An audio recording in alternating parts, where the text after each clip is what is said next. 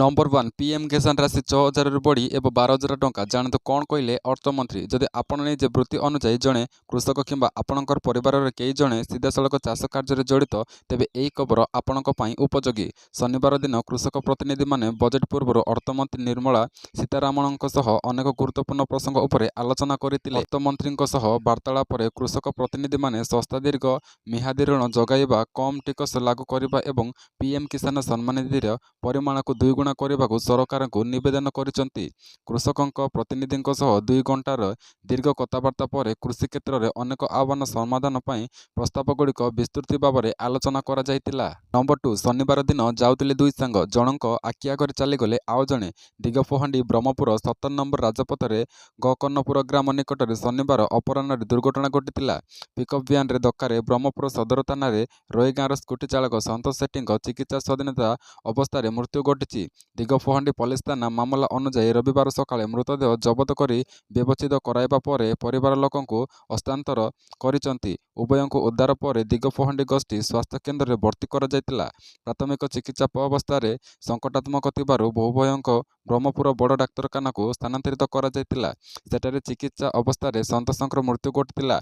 मृतदेह गाँव में पहुंचवा पर शोकाकूल परिवेश मध्य अंतिम संस्कार करा जायछि।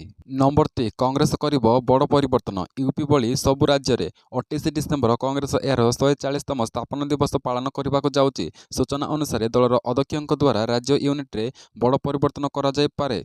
संप्रति हरियाणा एवं महाराष्ट्र पराजय पर कांग्रेस यार सांगठनिक जांच को मजबूत करने नूतन पदक्षेप नेबाकू योजना करुछि। एही परिवर्तन गुड़िक अधीन अनेक राज्य यूनिट बंगा जाय नूतन नियुक्ति करा जाय पारे, जहा द्वारा आसंता निर्वाचन पर दलर प्रस्तुति उन्नति होई पारिबो। सूचना अनुसार कांग्रेस दल यार विभिन्न राज्य यूनिट रे बड़ परिवर्तन आनीपारे, जहाँ डिसेम्बर 28 रे दलर प्रतिष्ठा दिवस पूर्व होईपारे। केंद्रीय तथा राज्य स्तर में दलर रणनीति को एक नूतन रूप देवाई यही पदक्षेप निया जाय पारे। नंबर 4 तंटिरे लागिछि चाकरी बिक्री कंटा। निज जाल में पशिले मुख्यमंत्री। नियुक्ति नहीं पूर्व सरकार उपरे मुख्यमंत्री मोहन माझी आनिथिबा अभियोग को नहीं विधानसभा बीजेडी विधायकों जोरदार प्रतिवाद। गृहर आरंभ ही यही प्रसंग में मुख्यमंत्री स्पष्टीकरण दाबी करथिले बीजेडी। किए लांच नहीं और किए लांच देइछि चाकरी करिछि तार संपूर्ण तथ्य रखा दाबी कर राज्य सरकार को घेरी बीजेडी विधायक। मुख्यमंत्री एपरि सस्ता मंतव्य देइथिबारु क्षमा मागंतु और जहाँ कहते ता प्रमाणित करंतु बोली जिद रे अड़ी बसिथिले उभय बीजेडी और कांग्रेस। सरकारी दलर उत्तर तो रखिपारे नहीं। घटना को भिन्न मोड़ देवाकू बारंबार गृह मुलतवी करा जायतिला। शेष में गृह को सोमवार जाए मुलतवी करा जायछि। नंबर 5 अबलार शिकार मिशन शक्ति कम्युनिटी सपोर्ट स्टाफ। 8 मास है मिलनी दरमा। कर्मचारी मानक गत 8 मास है दरमा मिलनी। बारंबार प्रतिवाद कले मध्य राज्य सरकार सेमानक कथा शुणवाक प्रस्तुत नाहांती। ग्रामांचल महिला उत्थान आत्मनिर्भरता क्षेत्र में बलिष्ठ योगदान रखिथिबा एही स्वल्प वेतनधारी महिला मानक प्रति अविचार को राज्यव्यापी निंदा करा जाउतबा बेले सेमानक चाकरी एवं दरमा को नहीं राज्य सरकार असंबलता नीरवता प्रदर्शन करुचंती। एपरिक शनिवार कांग्रेस विधायक दल नेता रामचंद्र काड़मा सेमानक दरमा कहीं बंद कर जायछि और केबे दरमा मिलबा नहीं करथिबा प्रश्न को बाहर जाइचंती विभागीय मंत्री तथा उपमुख्यमंत्री प्रभाती परिड़ा। नंबर 6 एही दिन ठार आरंभ एवं रत्नभंडार मरामती। रत्नभंडार मरामती नहीं आसीछि बड़ खबर। आसंता 16 ठार आरंभ एवं रत्नभंडार मरामती कार्य एने आसंता 2 दिन भितर बैठक बसिब बोली सूचना मिली।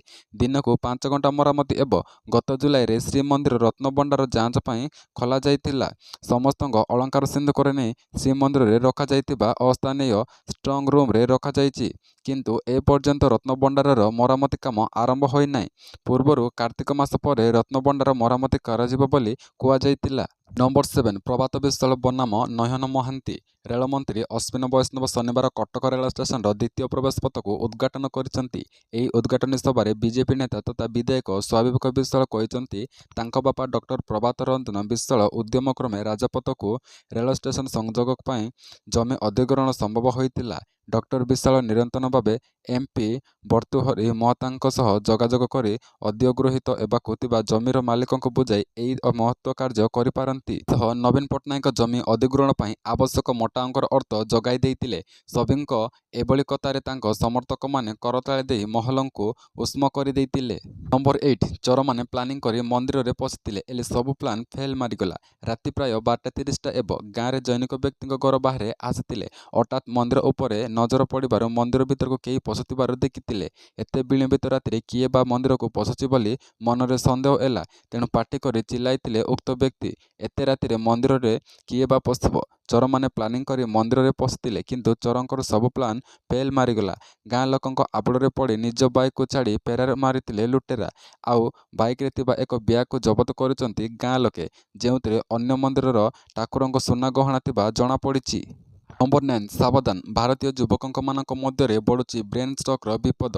ଆଇଏସ୍ଏର ଖୁଲାସା, ବ୍ରେନ୍ ଷ୍ଟ୍ରୋକ୍ ଏକ ଗୁରୁତର ଚିକିତ୍ସା ସମସ୍ୟା ଯାହା ସେତେବେଳେ ହୋଇଥାଏ ଯେତେବେଳେ ମସ୍ତିଷ୍କକୁ ରକ୍ତ ଯୋଗାଣ ବନ୍ଦ ହୋଇଯାଏ। ରକ୍ତ ଯୋଗାଣରେ ବାଧା ହେତୁ ମସ୍ତିଷ୍କ କୋଷରେ ଅମ୍ଳଜାନ ଏବଂ ଅତ୍ୟାବଶ୍ୟକ ପୁଷ୍ଟିସାରର ଅଭାବ ରହିଥାଏ, ଯାହା ମସ୍ତିଷ୍କ କୋଷଗୁଡ଼ିକର କ୍ଷତି ଘଟାଇଥାଏ। ଏହି ଜରୁରୀକାଳୀନ ପରିସ୍ଥିତିକୁ କେବେ ତୁରନ୍ତ ଚିକିତ୍ସା ମାଧ୍ୟମରେ ନିୟନ୍ତ୍ରଣ କରାଯାଇପାରିବ, କାରଣ ଚିକିତ୍ସାର ବିଳମ୍ବ ମସ୍ତିଷ୍କ କାର୍ଯ୍ୟରେ ବାଧା ସୃଷ୍ଟି କରିପାରେ। ଏହି ରୋଗର ଭାରତର ଯୁବକମାନଙ୍କ ମଧ୍ୟରେ ବହୁତ ପରିମାଣରେ ବୃଦ୍ଧି ପାଇଛି। ଇଣ୍ଡିଆନ୍ ଷ୍ଟ୍ରୋକ୍ ଆସୋସିଏସନ୍‌ରେ ଡାକ୍ତରମାନେ ପ୍ରକାଶ କରିଛନ୍ତି ଯେ ଦେଶରେ ଯୁବକମାନଙ୍କ ମଧ୍ୟରେ 30ରୁ 40 ବର୍ଷ ମଧ୍ୟରେ ଏହି ରୋଗ ହେବାର ଆଶଙ୍କା ବଢ଼ିଛି। ଓଏଏସ୍ ଅଫିସରଙ୍କୁ ନିଲମ୍ବନ ଚେତାବନୀ, ବଦଳି ହୋଇ ନୂଆ ସ୍ଥାନରେ ଯୋଗ ଦେଉ ନଥିବା ଓଏଏସ୍ ଅଧିକାରୀଙ୍କୁ ରାଜ୍ୟ ସରକାରଙ୍କ କଡ଼ା ଚେତାବନୀ। 10 ତାରିଖ ସୁଦ୍ଧା ନୂଆ ସ୍ଥାନରେ ଯୋଗ ଦିଅ, ନଚେତ୍ 11 ତାରିଖରୁ ନିଲମ୍ବନ କରିବେ ସରକାର। ରାଜସ୍ୱ ଓ ବିପର୍ଯ୍ୟୟ ପରିଚାଳନା ବିଭାଗ ପକ୍ଷରୁ ଏନେଇ କଡ଼ା ଚେତାବନୀ ଦେଇ ବିଜ୍ଞପ୍ତି ପ୍ରକାଶ କରାଯାଇଛି। ରାଜ୍ୟ ସରକାରଙ୍କ ରାଜସ୍ୱ ଓ ବିପର୍ଯ୍ୟୟ ପରିଚାଳନା ବିଭାଗ ପକ୍ଷରୁ ଗତ ଅଗଷ୍ଟ 17 ତାରିଖ ଓ ଅକ୍ଟୋବର 17 ତାରିଖରେ ଓଏଏସ୍ ଅଫିସରମାନଙ୍କର ବଡ଼ ଧରଣର ବଦଳି କରିଥିଲେ। ବଦଳି ସତ୍ତ୍ୱେ ଅନେକ ଓଏଏସ୍ ଅଫିସର ନିଜର ପୂର୍ବ ସ୍ଥାନରେ କାର୍ଯ୍ୟ କରି ଆସୁଛନ୍ତି। ଗତ 24 ତାରିଖରେ ରାଜ୍ୟ ସରକାରଙ୍କ ପକ୍ଷରୁ ଏଭଳି ଓଏଏସ୍ ଅଫିସରଙ୍କୁ ବଦଳି ଅନୁଯାୟୀ ସାମୂହିକ ଭାବେ ପୁରୁଣା ସ୍ଥାନରୁ ରିଲିଭ୍ କରାଯାଇଛି।